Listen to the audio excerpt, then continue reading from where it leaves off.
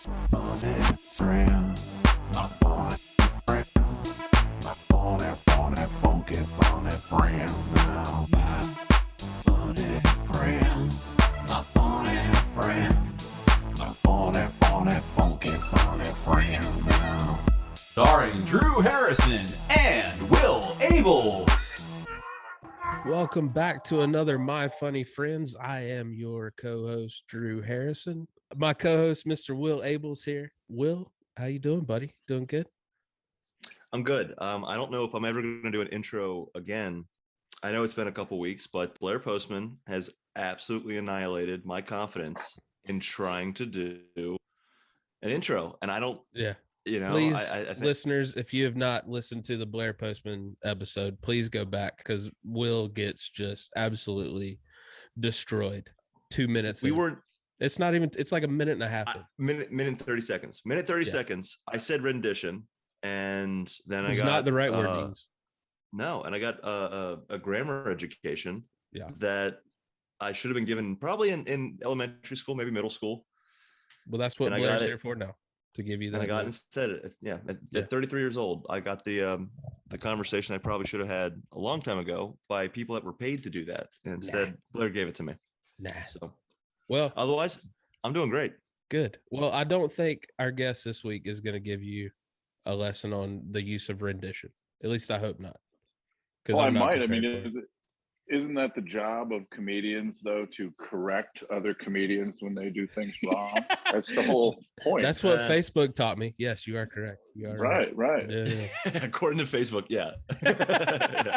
Well, I have faith in you. If Blair doesn't have faith in you, I have faith in you to introduce our guest this week. Oh, okay. So it is my job now. Oh man, I was trying to give you, trying to throw the assist here for redemption. Just trying to be the Dwayne Wade, LeBron James picture where I'm flying through the air. And I genuinely sat back and I thought, all right, Drew's gonna just do the intro and then we'll get started. And then I heard that messing up.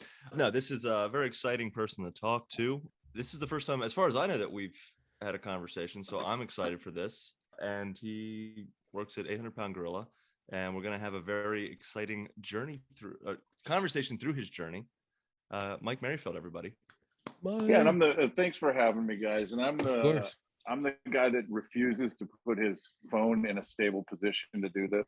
I'm going to walk around with it the whole time. We love it. Ben Kronberg was getting undressed on us last week, so we're good. Yeah, we're right at home. Yeah. Ben just turned the lights off and walked around for a minute. So he had himself an afternoon. I'm not even sure why I'm wearing pants. Then I didn't know. Oh, you didn't get the memo? The option. You don't have to wear pants. Yeah. No. Oh yeah. This is a pants optional podcast for sure. You kids and your Zoom, man. This is all. I don't understand you guys. There's cameras everywhere. Well, when I started, we didn't have any of this. This wasn't, and I'm not that old, but I'm probably going to do that a lot during this interview, is talk about how much things have changed, since I started. You used to just have to be a comedian, and now you have to be, a podcaster. You have to be good at social media. You have to be able to do you got to be a video editor. You got to do all this stuff. And that's not what I signed up for. I signed up just to be funny. That was it.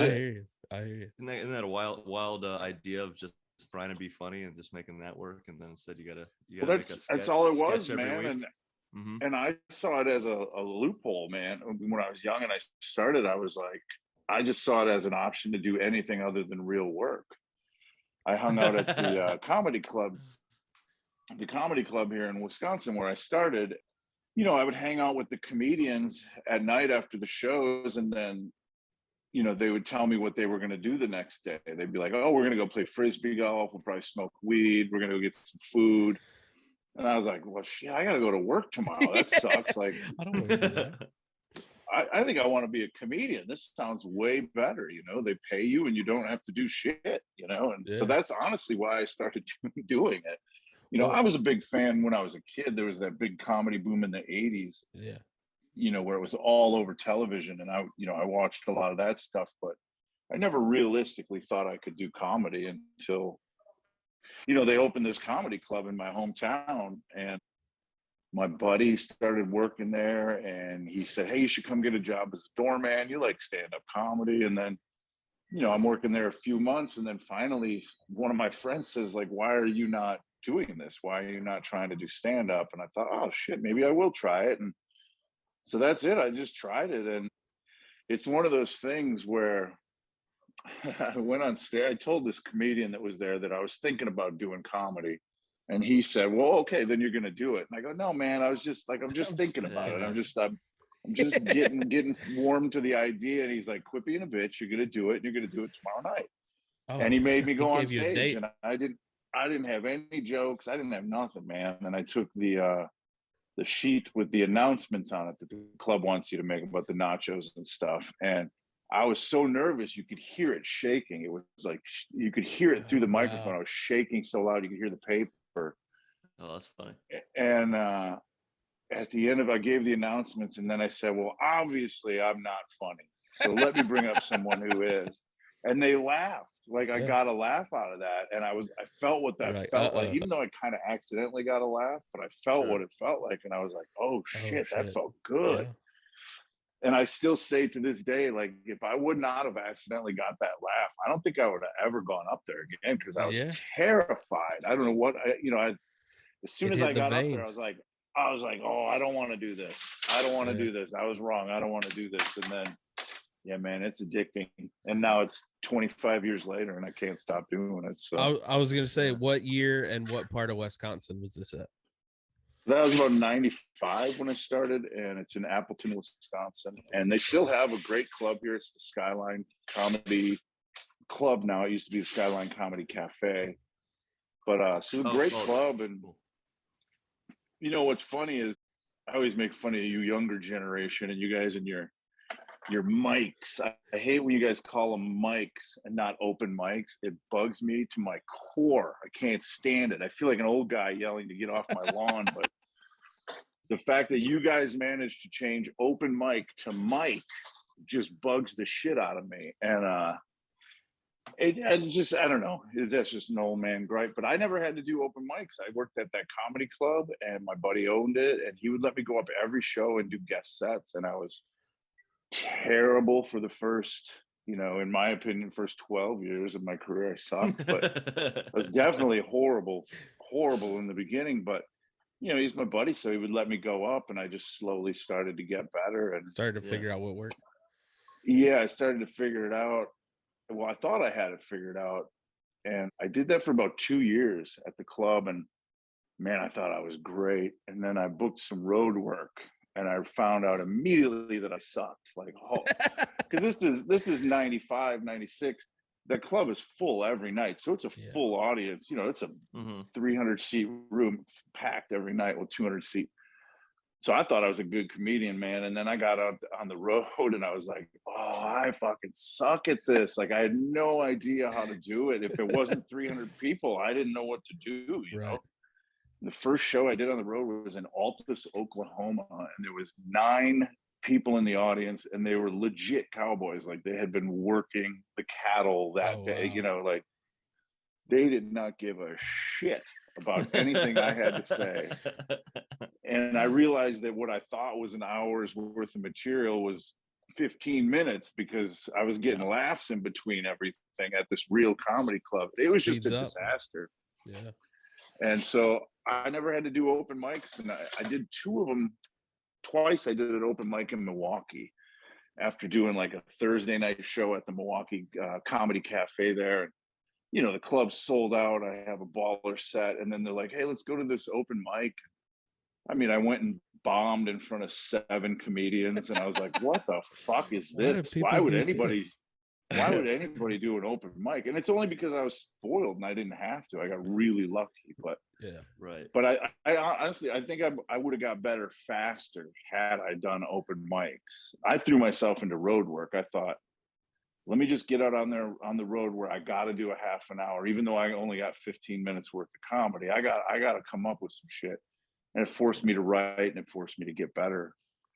But yeah, it's never had to do open mics, and I feel so, but it still bothers me that you guys dropped open off just of mics. The open mics, and you changed it to mics. And To my core, it bothers me because I know you guys did it because it legitimizes you. Like, it makes it seem like it's a real show. If you take The open mics, off it, yeah. then Yeah, any homeless guy sound can't just better. walk in and go on stage. yeah. So it's, and I blame Louis C.K. I've said this over and over. I think his show, it showed him doing short sets at the Comedy Cellar. And then all of the young comics, open mic comics, thought, well, shit, I do short sets too. But I do them at a thing called an open mic. We should get rid of the open part of that. Just call it mics, and that legitimizes what we do. Yeah. That's my only theory. Because there's no, someone told me it's shorter. They said it's shorter to say mic than it is. You got to abbreviate everything. I go, fuck you. You tell people you do stand-up comedy, don't you? Or do you just tell them you do comedy? No, you're specific when you say stand-up. Very true. Very true. So I call bullshit. I forgive you guys. I acknowledge that. It just seems odd. Then that's the only thing you've changed. The younger generation, that's the only thing you guys have changed, is calling it a mic instead of an open mic. So I guess I shouldn't be that upset. You haven't completely bastardized it. We're trying not to. All right, we're doing our best.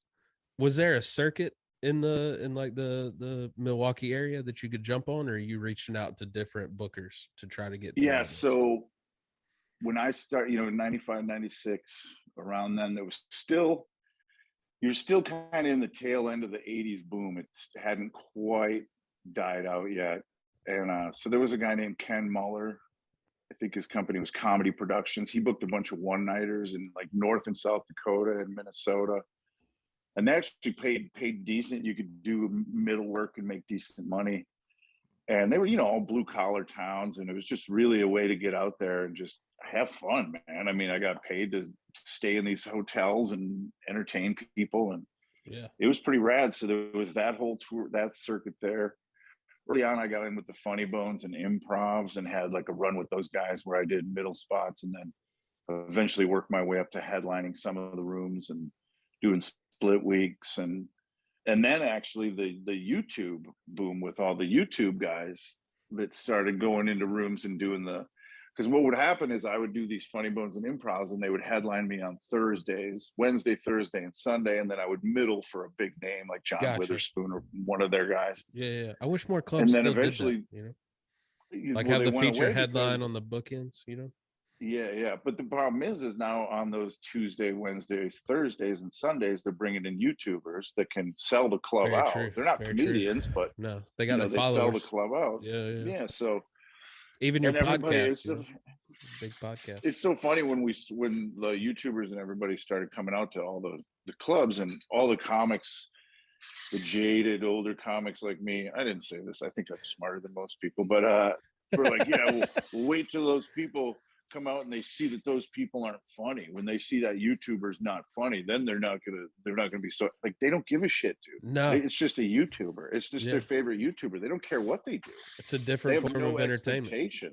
Yeah, they don't expect Dan TDM or whatever to do 50 minutes of blazing stand-up. No, they'll watch that asshole play video games for a half an hour, and it's worth $65 to them. So it's weird, man. Yeah, I had my buddy, two of my friends, Jen Snyder and Scott Eason. They were in Alabama, and they went on they had a showcase show after this big famous podcast. And they walk into the green room to get ready before the show, and there's just gifts everywhere. And the podcast people finally get done with their show, and they come back and grab like 2 things, and they're like, "Help yourselves. We're not gonna. This happens every show. Don't worry about it. Take what you want." Like all these people brought, right? Like, are you kidding me? And nobody's ever brought me. They just had a podcast that they talked about. They had a signature drink that they made money off of the bar that night. Like, it was ridiculous. Yeah, it's and it is what it is. You can be, some comics get, jealous and a little, envious, or you're just like upset about it, but the business changes, man. It can't stay the same forever. It's going to change, and you got to change with it. And if you don't, it's just, that's it. That was your run, Here's a phenomenon I noticed. And I think Dane Cook started this phenomenon. It's when Dane took over MySpace, and became huge on MySpace. Immediately, every working comic got a MySpace and started trying to do exactly what Dane did. Podcasts, it's no different. You know, Mark Maron became successful, Jimmy Pardo, then Rogan, and now everyone's trying to do the Gotta same have a thing. podcast. Yeah.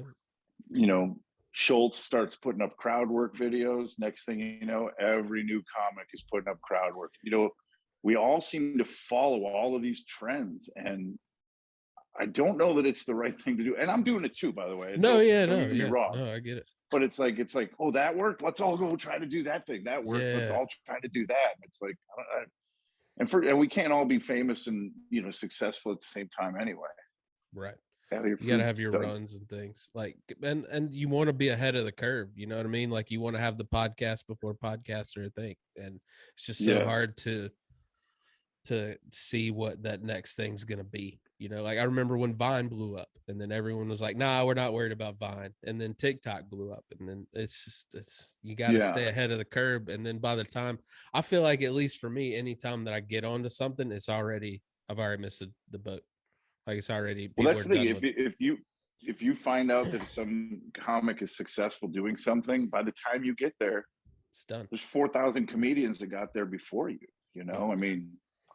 And not that it's not good skills to learn, like it's still a good skill to be able to podcast. It's still something cool to do, but it's like, you know, what is it? I've heard there's like 750,000 podcasts right now, and that's only going to keep going up exponentially. For sure. I mean, it's going to be like, there's going to be 5-10 I tried to hold out as long as I could, you know, like, I had one for a while, and I kicked myself all the time because I had good numbers and everything, and then I just got tired of doing it. It just got old, and it was kind of, you know, it was a little before people started monetizing them, you know, before the advertisers. Not that I'm that old, but and I just got kind of tired of doing it. But I don't know, and I think all the time about starting another one, but it's like I don't know, man. There's millions of them out there by now, and I just don't know that anybody gives a shit about anything I have to say. It's just so you hope you throw it at the wall and hope people like it, you know. Well, let's talk more about this circuit, you know, in the is it the Midwest? Is that the right territory? So tell me about the circuit you're now on and the road work in the Midwest. Like what I'm doing now? No, I mean like to get back into your path here. So you're hitting the road. You're so I started I had a part-time job at the time. I was working at a Toyota dealership because I had a job. I worked for Napa for like 10 years, Napa Auto Parts, and I was a manager of a store and shit. Okay. So I just sort of kept a part-time job at this dealership while I was doing stand-up. And then it dawned on me, you know, when I would occasionally do those runs out in the Dakotas. And then there was 2 clubs at the time in Milwaukee. So I would go down there all the time and MC and feature. And I would just drive back and forth to Appleton, where I live, which is like an hour and a half drive. And I would just do whatever it took to do stand-up comedy. And then in the middle of all this, about 3 years in, one of the waitresses at the comedy club here in town was a morning DJ on a Kiss FM, the morning hip hop station or whatever. And her partner was Andrew Z. And she said, "Hey, why don't you come in? You're a comic, just come in and hang out and, you know, see if you can be funny on the radio." And so I ended up doing that for 3 years. I was third mic on that show. I got paid for one of the years. I did it for 2 years for free. I would go down to Milwaukee, do shows, and I would come back up and I would sleep in the parking lot at the radio station in my minivan. And then I would go on the radio in the morning, and then I'd go back down to Milwaukee, do another show, come back. And, you know, I did it for 2 years for free. And they would give me like Best Buy gift certificates and, you know, free lunches and shit as pay. But it was like prizes they were getting to give away. Yeah, like bullshit prizes that someone else should win or whatever. Yeah, I got some I got some NSYNC albums before anyone else did, but you know. Early release.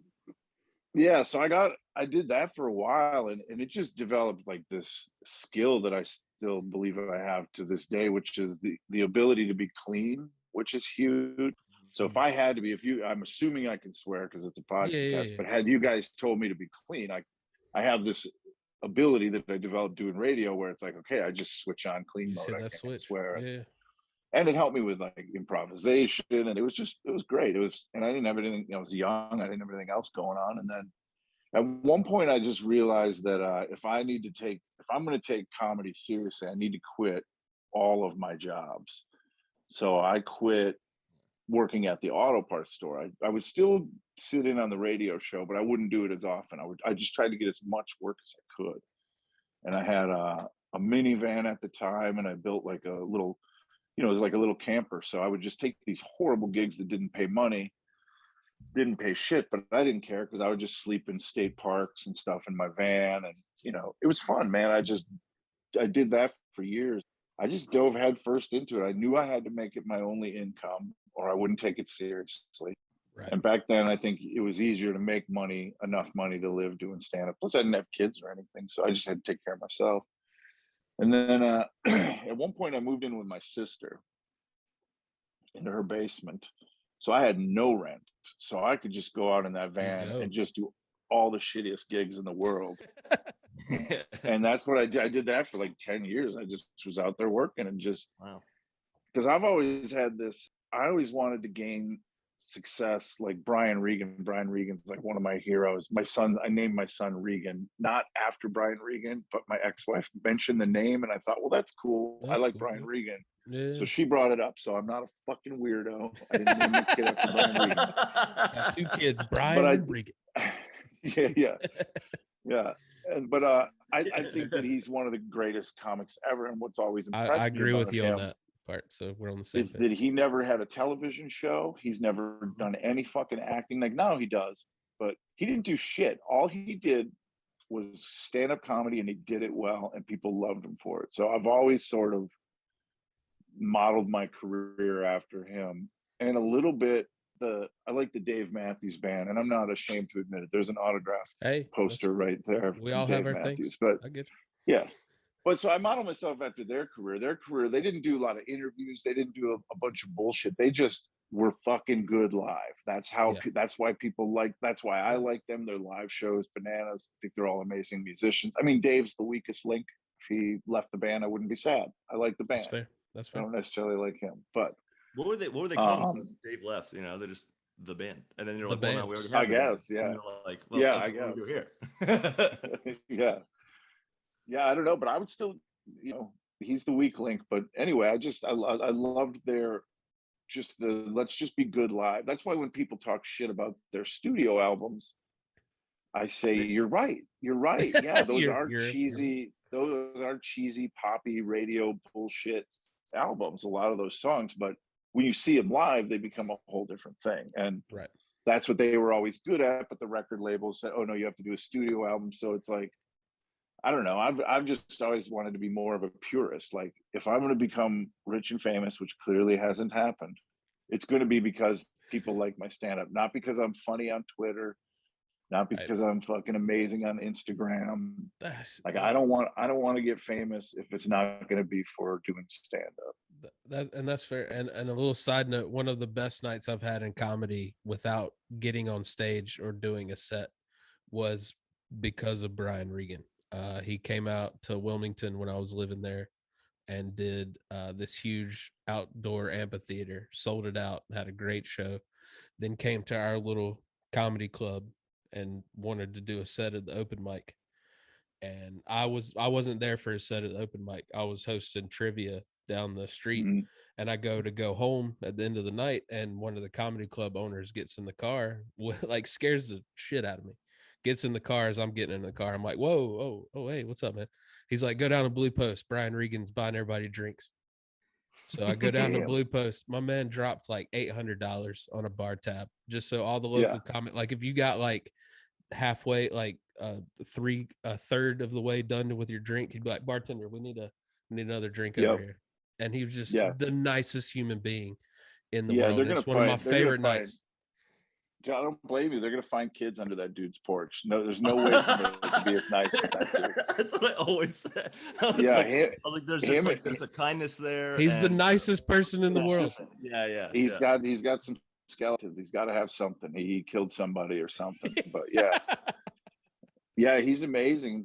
I have a few stories of working with him way back in the day at this club, and he would never remember like his kid, like when his first kid was born. I think his kids are in their 20s now, dude.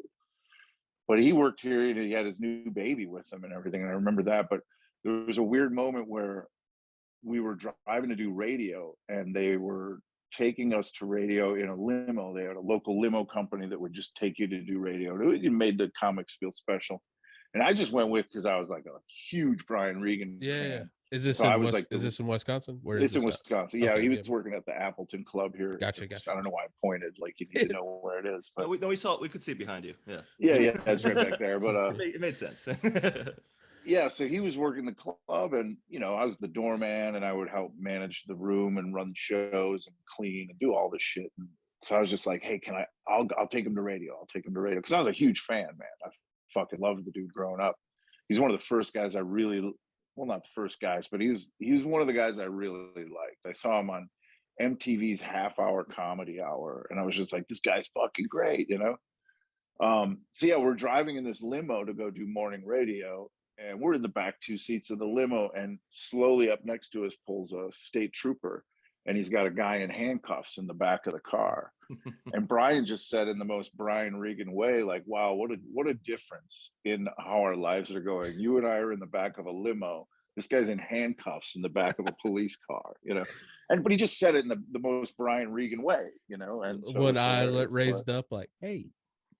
I love his little like, twitches. We're in a limo. We're in a limo. Like that's probably how he said it, something like that. But I stumbled upon a YouTube wormhole of his commercials in the early 90s when he did the getting popcorn and Coke from the movie theaters. They're the movie theaters so good. Yeah. They're so good.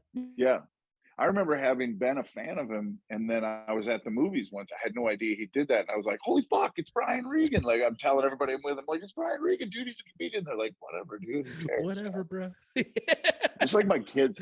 Like my kids are 14 and 11, and I mean, I've worked with amazing people. I've worked with all, name a name that's famous now. I've worked with them. So whenever we watch TV or movies, I'll be like, hey, your dad knows that guy. I worked with that guy, or I'll show him, hey, I got that guy's phone number in my phone, and they don't give a shit. Yeah. It's something about these, like, and maybe their generation, or just they don't know what even celebrity is. I'd like if I told them I worked with a YouTuber, they might be impressed. But Right.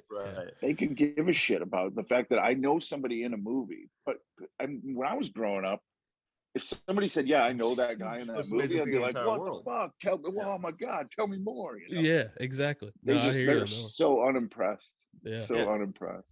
When I had that moment earlier, because I used to work in TV and film, and I think it was the new Laura Croft movie, which is kind of playing on the TV. Like one of those moments where it's just like it's not really. There's no sound. You're just like, I think I know that movie. And McNulty from The Wire came on, and I was like, oh, I've partied with that guy before. And Drew was like, "What?" I was like, "Yeah." He like grinded on my ex-girlfriend, and that's great. Yeah, we just kind of moved on from it. We were like, "Oh, cool." Yeah. It's just the age we live in. Yeah, and then Drew was not impressed at all. Hey, I gave it way more enthusiasm than you're giving me here, buddy. All right, I'm a big Wire fan. I enjoyed it. I enjoyed the story. The fact that you didn't stand up and bow is how I knew. Okay. Really, weren't impressed. All right, my bad. I'm sorry. I'm pretty impressed with that. I'm not gonna lie. I love McNulty in The Wire, right? But whatever, that's fine. I have this thing where I forget cool shit that happens to me. I have like no memory of it, and then people will remind me. Like my buddy, this was before Bob Saget died, but I don't know where my friend was like, "Oh, remember that time we went to the strip club with Bob Saget? You were smoking weed with him in the back of the limo," and I was like, how the fuck do I forget that story? How did I forget that happened? Weed in the limo. I guess. Okay. All right. Okay. Kind of makes sense. Yeah, but it's like, how did I not at least keep that memory in my head? Yeah, it's crazy. That is a great memory. Yeah, that's fantastic. So, all right, let's get back into our timeline here. You're tearing up the road in the Midwest. Yeah. You mentioned you worked at one of the clubs in Wisconsin. How did that come to be? Well, there was, the one in Milwaukee was booked by the people that booked that one in Appleton. Oh, okay. And it was Turner Talent Network was the booking agency. They still exist. They still book some stuff, but they did Appleton, Milwaukee, and then also Myrtle Beach, South Carolina. One of Myrtle Beach. the ladies. Yeah, I'm a North of all Carolina guy, places. so we always vacation in Myrtle Oh, Beach. okay. So I hear you. Yeah, so she booked there as well. So once I started doing it, and I also I left this part out. This Roz Turner from Turner Talent had a comedy class, and I had already been doing comedy for like a year and a half, I thought. So I took her comedy class, and I always defend comedy classes. They don't teach you how to be funny. They just teach you structure a little bit, maybe. And it's just really, it's more like an open mic with nobody else there. That's what it was. It was like an open mic with just instructional open mic. Well, and sometimes and her yeah, and just her sharing like what works in clubs and what she books, what she looks for. But she was always very smart in saying like, I'm not the end all be all. I don't know everything. You guys can do it. It wasn't like I defend some comedy classes. I think they're ripping. That's kind of smart. I think I would be more inclined to take a comedy class from a booker, like right. more of like the business side of things, like. Mm-hmm. Yeah, and she wasn't up there trying to tell it. It was just basically a safe place for you to try it. If you wanted to try it, right. This is a safe place. You don't have to do it in public. Your friends aren't there. Yeah. Right. It wasn't like the kind of like, okay, so here's the rules, here's the law, and if you don't follow this guideline, then you should probably quit tomorrow. It was just kind of like, look, here's my experience, and hopefully some of this helps. If it doesn't help, sorry, but if it does help, great. Exactly.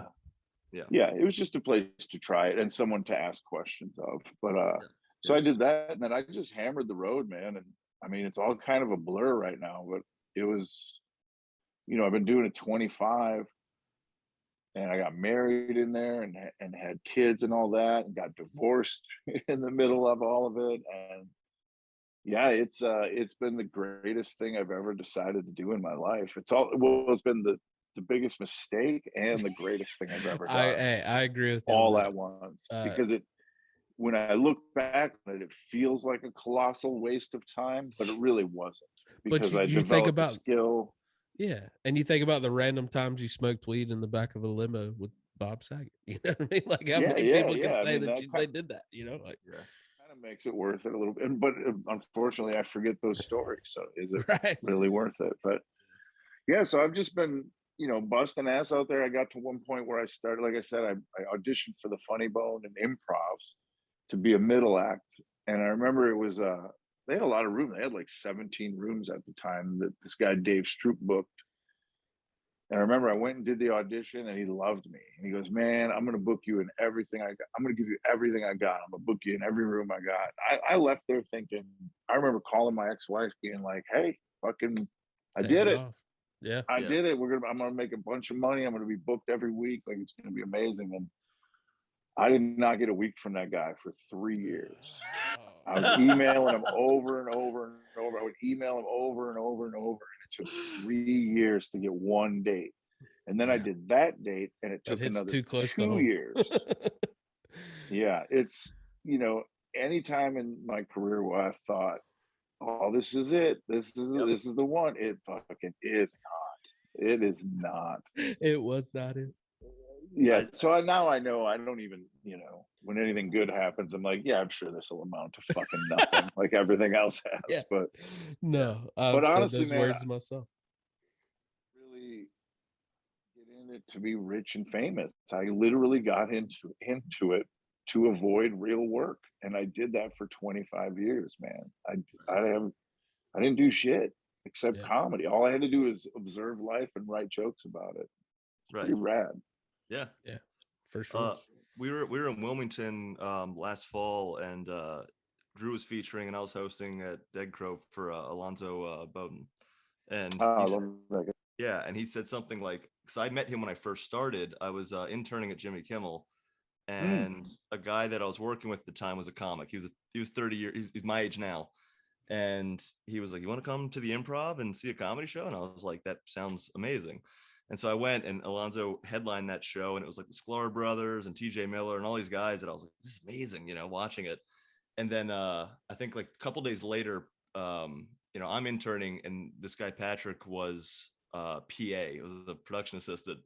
And I don't know if he had like a bad night or whatever it was, but he was like, man, if you're doing this shit in 10 years, just quit. And I told Alonzo the story. And Alonzo was like, man, I can't imagine, a life where I wasn't doing comedy for 10 years. And he's like, because when you do comedy in 10 years, you get to say, hey, I did comedy for 10 years or whatever it was. And I was like, yeah, that's a great, positive, awesome way to look at this instead of the very negative. Well, I mean, Yeah. I finally had someone that was a couple of years into it longer than me finally be like, look how many people aren't doing it that were doing it when you started. You made it past them. So I was like, oh, okay, cool. That makes me feel better, I guess. So. Yeah, and it's not about obviously being rich and famous and achieving all that shit would be amazing. Sure. But it's not about that, dude. I love doing it. It's like a drug. It's better than any drug I've ever tried, dude. It's better than bowling on a Wednesday. You know what I mean? Dude, it's better than anything, man. And I love it. And I really took it for granted towards the end there before COVID. I took it for granted. I thought it could never go away. I didn't realize it could go away overnight. And I really had to wrestle with it because like I've been a comedian for 25 years. How long can you not do comedy before you can't call yourself a comedian? That's fair. It's like, oh fuck. I mean, I guess Mike Tyson's still a boxer, but you know what I mean? You kind of gotta, that's for sure. Yeah, you still gotta do the thing. So I definitely took it for granted during COVID. Oh, absolutely. I'll never do that again. I'm enjoying every fucking second of it now. I'm not taking it for granted again. Yeah. Well, while we're talking about it during the COVID, how'd you get through with like the creative, like what did you do to stay sane during COVID? Well, I have a job. So I had to work, but I work for a comedy record label, so it wasn't that big of a job. But as far as like, that's a huge creative outlet too, the stuff I get to work on through there. So it's not the same, but the second I could get out and start doing shows, I did. I was at the Comedy Bar in Nashville a bunch of times. Like I would do it for nothing for them, just so they could have shows out on the patio. And right. I mean, I took every gig. I was never afraid of COVID, and so I just like as soon as people would have me, I'm like, fuck yeah, I'll go, I'll do it. And, so while everybody else was afraid to leave the house, I was like, fuck, I'll do it. I'll take the money nobody else wants right now, Plus, I was going crazy, man. I was going crazy being at home. Like I need to do stand up. That's the thing. I got a job with that record label, but I'll never stop doing stand up because it's so fun, man. It's so rewarding, it feels so good. Well, how did that come about? How did the transitioning into working for the record label come about? Well, that was I went through the divorce and I was not doing well at all with like keeping up on child support and shit because comedy is what it is. You can't rely on it. And when I was married and living with my wife and we're sharing expenses, it was a little easier to make it work. As soon as I was on my own, I was like, oh fuck. Like now I really got to hustle to try to work. And it is what it is, man. I'm getting older, so I'm starting to get sort of aged out of some of the rooms, and I understand that. I mean, I used to be that young guy that pushed those old guys out, so I knew it was coming. Yeah. And I always I'm a big fan of the young crop of comedians. I love I always like the next generations. I love seeing where people are going to take the art or whatever. So I didn't mind it, but it hurt financially. I'm starting to lose work, and I'm starting to get like, I don't really want to drive all the way that way for that shit money. Like it doesn't even make sense. In the beginning, when it didn't make sense, it was like, well, yeah, I'm learning how to be a comedian. You got to pay your dues. I figured it was like college. Right. This is college. I got to work a couple extra jobs. I got to do some shit work. But then when I graduate from college, it's going to be great. Well, unfortunately, I've been in college for 25 years. And I've never fully graduated to the next level. But yeah, so I was just out there and the gigs were starting to wane. And I started a podcast years earlier. And since I had all the podcast equipment, I thought, well, just for fun on the road, let me see if I could record shows. Let me see if I could record stand-up shows and make it sound okay. And I figured it out all by trial and error. And cool. Eventually I started like recording albums for people. I recorded Roy Wood Jr.'s first album, my buddy Johnny Beaner, a couple other people, couple other comics where I just did it for free. I was like, hey, let me, I could try to make an album, and I just figured out how to do it. And so I kind of had that skill in my back pocket.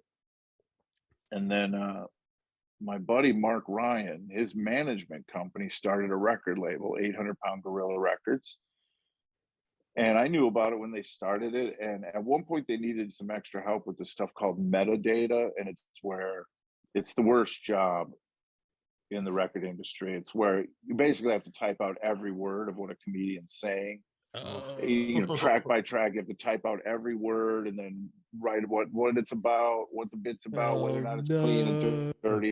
It's just Don't like tell it's me that. nerd shit I gotta do that for my album coming up soon. I didn't know what it all entailed yet. So yeah, so I just they started that label and they just reached out. They needed help with this metadata stuff. So I did some of that.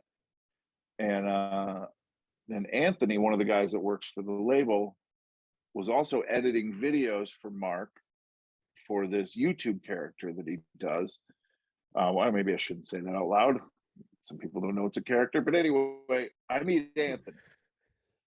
Hung out with him. We did a video thing and this recording thing with our buddy, and so I spent a whole weekend with him, and I really love this dude and really got along. He's a photographer, videographer kind of a guy, but he had the sensibility of a comedian. When you meet somebody and you know they're a comedian, and you're like when you walk into a gig and you look at the bar and you know who the two other comedians are, you're like, it's those guys. Yeah. Like, and when you start talking to him, you're like, yeah, I'm comfortable with you guys. I can say whatever. He has that comedian vibe. So I had known him, and they started throwing me this little bit of work. And I said, I could do other things, man. I have other skills. I can, I can record audio. I can record and produce. And I mean, I was really blowing myself up. And so they started giving me little things to work on. And they gave me this one project where they just wanted me to like isolate audio of comedy, like basically go through all these shows. And they said, our goal is to have like a voiceover guy is going to like narrate it. And it's going to be like a tour of this comedy festival, an audio tour of it. And then you're going to play the comedians. But we just need you to cut out the audio. And I just said, fuck it. And I produced the whole thing. I did the voice parts. I did the whole thing, all the production for it. And I handed him back a completed project. He's like, holy fuck, like you did the whole thing. They were blown away by it. And then I honestly, man, I had some legal issues with child support where I was starting to get behind, and it was looking like I was maybe going to go to jail for a while. I was behind. Yeah. And so my back was against the wall. So I just sent him an email one day, and I was like, hey, you guys need to hire me to work full time for this record label. I have all these skills, and I'm not asking you, I'm telling you, you need to hire me. Fucking 3 days later, I was hired. They gave me the job. Yes. Hell yeah. And I've never like put myself out there like that for anything before in my life. I've never done anything like that, but holy shit, it worked. Like I was like, I need this, you guys are gonna give it to me. And it's been fucking balls out amazing ever since, man. Like how long have you been working with them? 3 years now. Okay, nice. So I was the 8th employee hired, and we have I think 44 employees now. Oh wow. It's it was just 800 Pound Gorilla Records when I started. Now we have 8 Pound Gorilla Records, which is our children's label. We have like we have like 4 or 5 different labels. I can't even keep track of all the shit. Yeah, so there's like a media, right? With like the commercial part of everything, and like now we have a pictures department. We just hired Matt Schuler to start producing more video specials for us. So we're pretty much trying to do it all, to be honest with you. That's the goal. Yeah. And what's crazy about 800 Pound Gorilla Records, and people are always like surprised, like, oh my God, they're so successful. I can't believe you hear all these good things. The way they did it is they just don't fuck over the comedian. That's what I'm real saying. Simple. It's like every interaction I've ever had with them has been super pleasant. Been so nice. It's been great. They knew about all the horror stories, about all these other labels with their bad reputations and getting sued all the time. And they thought, well, why don't we just start a label, not fuck over the comics, like actually treat them like artists, like take care of them. Like music labels treat their artists. You treat them like artists, and don't just sign the album and do with it. Like give them long-term support, like help them with their social media, help them with everything. They want to take people that are hovering here and help them get to here. They don't it's not just to make money. It's really not about even making money. It's about making legends. You know, it's about taking guys like Chad Daniels is one of our big guys. And I mean, Chad Daniels, if you guys don't know him, I love Chad to Daniels. me, Big fan. He's in my top 10 all time. He's one of the talk about someone who just ever. crushed it doing stand-up, you know, just stand up. Nobody, he doesn't do anything else, man. So he followed that Brian Regan model for sure. I found him through when he blew up on Pandora. He's the king of Pandora. Yeah. And his album's always floating in like the iTunes comedy charts. Like I always see at least one or two of his albums like in there all the time. Yeah, it's fantastic. Yeah, and you talk about prolific, dude. Okay, so he just put out a brand new special through us. What was it called? 42 days or something like that? Because he hadn't 12 days. I don't know. I can't remember what the day. It was something with days. Anyway, it was post-pandemic. So he did this great special. It was just baller. And then where did I run into him? I ran into him on the road somewhere. I think he came here to the club in Appleton. And I said, hey, I was going to mention, maybe I could bring some recording equipment because I assume you have a new hour already. And he goes, first of all, I do. But second of all, it's not quite ready. And then I watched his show and he wasn't kidding, dude. A full new fucking hour of baller shit. He makes me want to quit, dude. Yeah. Chad's one of those dudes I see and I'm like, material, oh man. Yeah, I suck at this. I'm a total imposter. He's what a real comedian is, man. I felt the same thing when I saw Greg Giraldo live once. I was like, very early on, I was like, oh, I'm a fraud. That's what comedy's supposed to be. Yeah. But to each their own, and everyone's got their own path, and like the style is always different, right? Like I would do the road with Brandon Scott Wolf, and he and I couldn't be more opposite as comedians, but I would get off sometimes and he'd be like, oh, you have like a point of view and like it kind of matters what you're saying, and I'm just up here doing my thing. But like Brandon's writing for Will Smith now, and I'm like, well, I don't know. I think it worked out for you, buddy. I think you're doing all right. Yeah. Well, that's the thing. Like, I had that moment. I think every comic has that moment where, in the middle of all this, I started feeling like what I was doing was bullshit, and it really was, man. I was doing like an impression of a comedian for the first 15 years. Yeah, I was doing what I thought a comedian should do. I was acting like how I thought a comedian should act. I wasn't just being myself and being funny. Right. And I feel like I'm doing that now, but for years I didn't do that at all. I was just complete bullshit up there. And I've had that moment where it's like, I'm not even doing anything with this medium. Like I should be saying something. I should have more of a point. And after my divorce, I dipped my toes a little bit into that. Yeah. And I started talking a little more real about real shit that was happening. And it could not have been more detrimental to my career. It did not help me. I mean, I stand by the material. I stand by it, but I was really challenging women. I was going after women, and I got this reputation of being like a misogynistic fucking asshole. And it's like, no, I'm just talking about my experiences. Like, sure. I lost a lot of work because of it. Damn. And that's kind of what put me towards that trajectory where I then needed to get that record label thing going, or I would have been screwed. I mean, I don't know what I would have done. I would have had to have gotten a regular job by now, especially with COVID. To bring it all the way back around. Yeah. With COVID, I would have been fucked. And here's the other thing. This is why I love helping comics with records and recording things. Is the other reason I was able to make it through the quarantine and all that shit is because I get royalties. I get money for my albums playing on Sirius XM and Pandora, and they used to be on Spotify, but those guys pulled them all down or whatever because of the whole royalty problem. But yeah, so I get a fair amount of royalty money, where it made it a lot easier to go through that and not be completely missing stand-up, other than missing it because I want to do it, but financially I was okay. I mean, all I did was I think about all my fellow comics that had to get real jobs, and people that were funny and that would have been great at this, but they just had to do what they had to do and get a real job. And now, I mean, you get a real job, it's going to be hard to go back to doing stand-up. I mean, once you have health insurance and shit, it's hard to go, oh, let me just give all that up and go fucking cross my fingers and hope the comedy works out. Yeah. When Norm Macdonald passed away a few months ago, wasn't that like a whole, I think it was a screenshot of a text. I think it was Joe List, where he was like, "Hey man, how you doing, buddy? You doing okay?" And he's like, "Yeah, I just lost $12,000 because of COVID." And he goes, "Oh my God, that's like your yearly salary or whatever." Yeah. But it was this moment where I mean, I remember reading that and being like, "Man, that's yeah, like what? Yeah. That's tough." Yeah.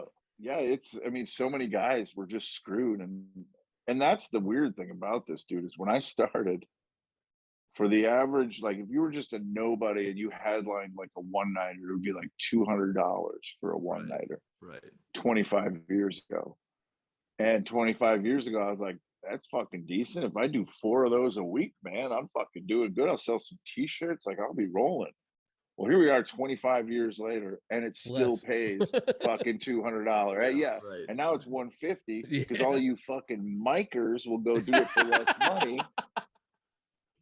For the record, you know, and I don't hate blame open you. mics. Okay. And I don't blame you guys for doing it for less money. I was the less money guy, you know. I'll do it for whatever because we're addicted to it. That's what they don't realize is they're giving us money to do the drug. They're we're paying addicted us to do the drugs. Yeah. Right. Yeah, you're paying me to be an addict for 25 years. It's not a bad gig, man. No. So I think if you do it in any capacity, you got to be proud of yourself because very few people can do it. It's everybody's biggest fear is public speaking. You know, I mean, Yeah. It's amazing that we can do it. I often think like it's pretty fucking rad that I can do that. And again, my kids don't give a fuck. They don't care at all. I think that was Although they have seen me. They have seen me a couple times now, and they actually said after the last time they saw me, they're like, "You're really funny, Dad. Like you're really funny." I'm like, "Yeah, that's how we have this house. Like you understand? That's how you have clothes on your back. Is from these jokes. Like, this is the money I make." I think that was one of the big highlights of because I just recorded my album February 19th, so it's still pretty fresh. I think that was one of the highlights of it is all of my in-laws and all my family members that were there coming up to me and be like, "Wow, I've never seen you." They've seen me do stand-up before, but they never seen me when the night was about me and the club was set up for comedy. And it was an actual comedy club and it was an actual comedy show with a host and a feature and a headliner. And I was the headliner.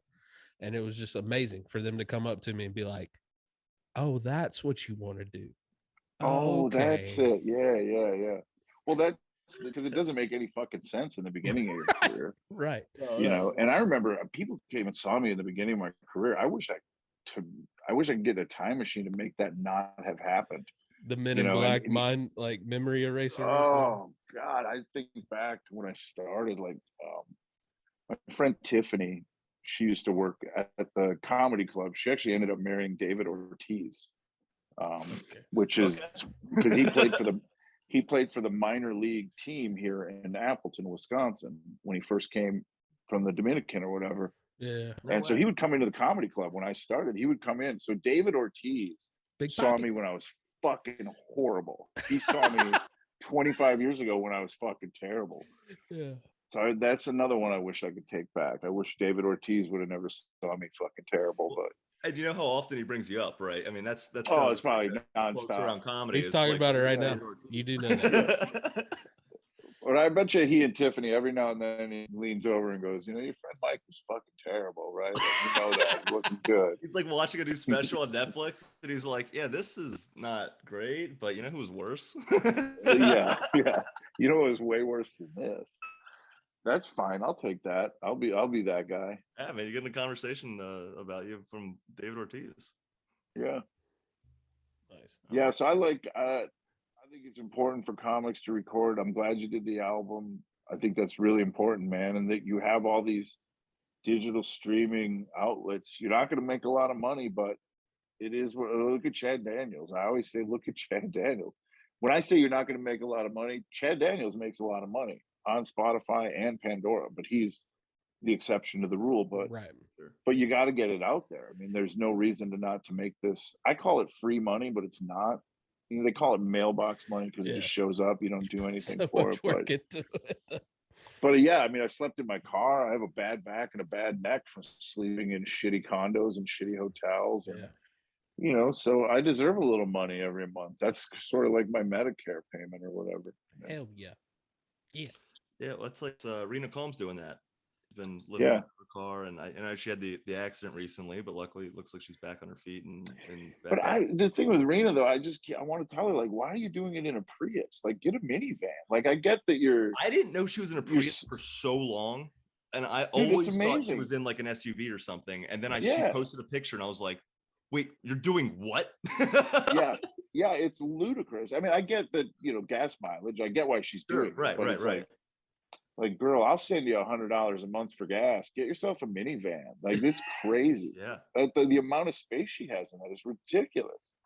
But yeah, yeah, she made it work. But that's what you got to do. I think yeah. Rena Calm will be a big name someday because, well, I'm not a big name and I did the same thing, but I'm saying, like, that's what you got to do. You can't just go to open mics every other month. And we've all run into those comics that, like, can't understand why they're not huge. And it's like, you're not doing the work, dude. You got to live and breathe this shit. It's got to be the first thing you think about when you wake up. You know, you got to have a notepad and a pen next to your bed when you go to sleep, because you're going to think of funny shit. Like, this is what you are now. Oh, I know. Sometimes I wish I could take. That's why when I said at the beginning that it's the best and worst thing I ever did, Mhm. because when you become a comedian, when you decide you're going to make money off it, this is how I'm going to make my living. Now I have to start looking at every single thing in the world as potential material. So I have to look at every single thing that happens differently than a normal person would. Mhm. And that's not good. It's not good to look at everything from 500 different angles necessarily in your life. Sometimes it's just good to go, that is what it is, and then move on. Yeah. But when you develop this kind of comedic brain, it's a curse like that. Like, you tend to, you know, I tend to, you know, like, think about shit too much, think about shit too much. You know, I think my divorce was made worse because I thought about shit too much, because I was like thinking of all the angles, because that's what I do with comedy. I would take every interaction in life and try to figure out, well, how can I make that funny? Is there anything funny about that? So I use that same mechanism on bad shit too, and it makes it, you know, so it's sort of a curse, I guess. Yeah, no, I hear you. The only thing I remember about my grandfather's funeral is that I made my mom laugh. Like, I don't remember anything else. I just remember at one point I turned to my mom, I said one thing to her, she cracked up, and that's all my brain needed to get through that event.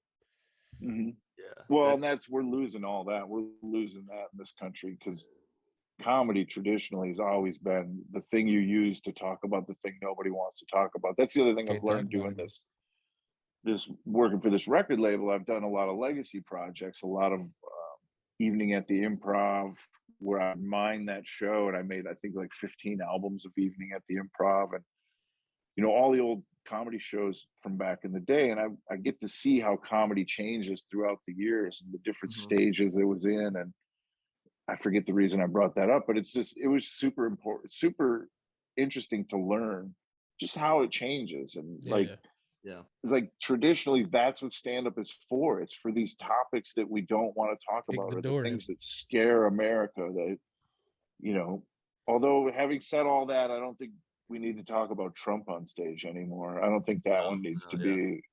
We've done it. We've touched on all the points. And it's too easy, dude. I never like Trump jokes. Like, it's just too easy, dude. They write themselves. Like, what are you even doing? Yeah, because he was his own character. I mean, he was literally watching like his own thing happening the whole time. And then someone talks about it on stage, you're like, yeah, no, I know. I also have a phone, and my updates happened. I'm sorry. You're trying to make the thing that's hilarious to all of us funny. You're trying to make that funny. Like, we all know it's hilarious. The easiest thing you could ever make funny is, oh, funny, great. You just literally have to say the words that he said, and now that's the joke. So yeah. I don't know. We'll probably all be dead in 10 years anyway. So I'm hoping 15. I'll call it quits in 15. Yeah, 15. Okay with that. I'm optimistic. Call me 20. You know, shooting for 20 over here. You know, the Earth's dying. You know, we're all screwed. Well, on that note, Mike, thank you so much for joining us. I enjoyed this conversation. This is fantastic. Anything you want to plug? Any social media or any projects or anything? I got a shit ton of albums on Pandora Radio. Yeah, go check them out. On there. Give me a thumbs up or whatever it is you do on Pandora Radio. Yeah, get the Mike Merryfield radio going. Yeah, and just keep supporting comedy, man. And if you're doing stand-up, just keep doing it. It's fucking the greatest thing you'll ever do, and probably the worst thing you'll ever do, all at the same time. Truer words. But that's life, right? Yeah. Mike, right, thank you so fellas, much, thank you. man. Y'all hit that subscribe right. button. We'll see you next week. On it, friends.